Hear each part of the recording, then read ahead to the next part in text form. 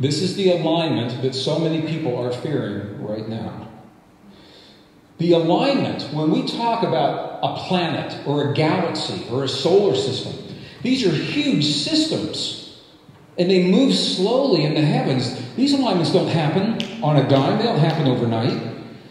Now, this is where this gets really interesting. We moved into the zone of this alignment right around 1980. And we leave this alignment right around 2016.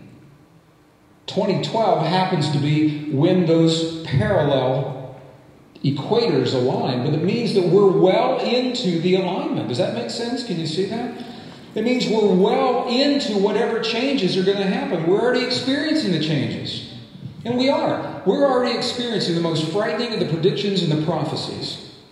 We're already seeing fires raging out of control on multiple continents. We're already seeing diseases killing millions of people with no medical cure.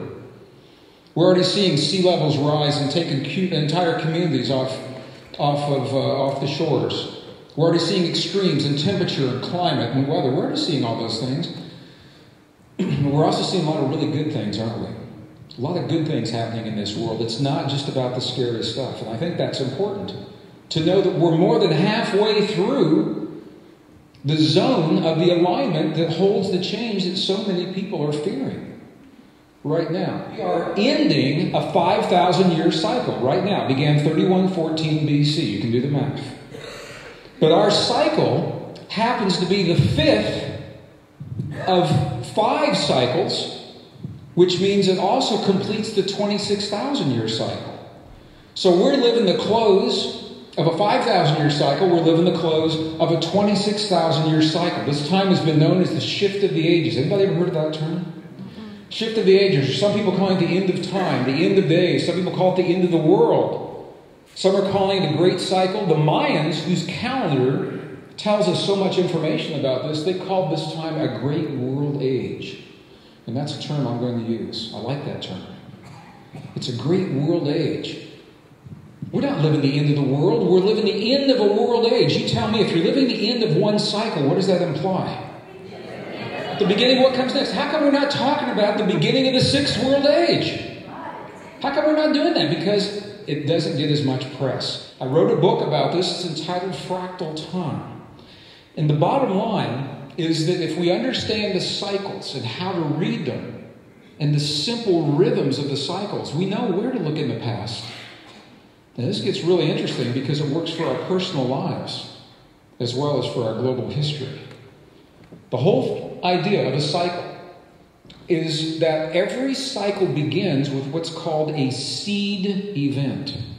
A seed event is an experience, personal or global, that registers a strong emotional imprint in our bodies. The first time you were ever devastated by betrayal of love.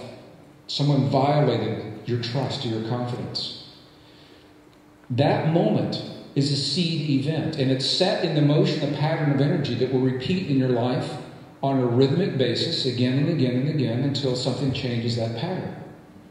The first time our planet experienced global war, 1914, planted the seed. That set into motion a pattern of energy that will repeat on a regular, rhythmic basis again and again until we change that pattern. I'm sharing this with you because that cycle is coming around again really, really soon. It's an opportunity for us to walk away from the habit of war, to solve our problems.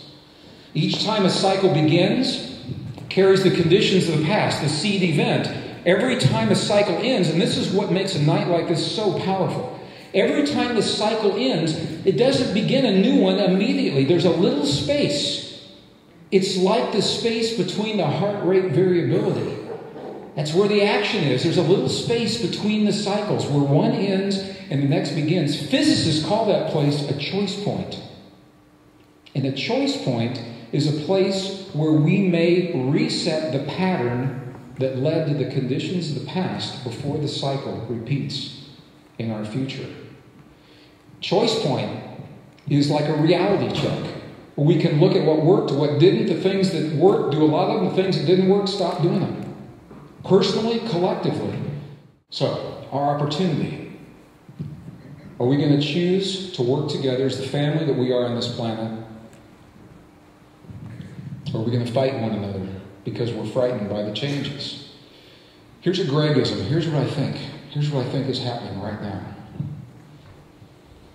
I think that the changes in our world over these next 12 to 18 months or so are going to drive the governments and the nations of this world to work together because we need to get through the changes. Okay? During the brief period of time. But I think what will happen is that we're going to find that we actually like working together. And that we have a better world and we become better people when we work together. And that even when we're not at the end of the cycle and the changes aren't driving us any longer, we'll continue to work together. And in that way, the Mayan prophecy of a new world comes to fruition. That's the new world. The change is within us. We are changed in the presence of the changes. You think that's possible? Yeah. I think so. I think that's where we're going.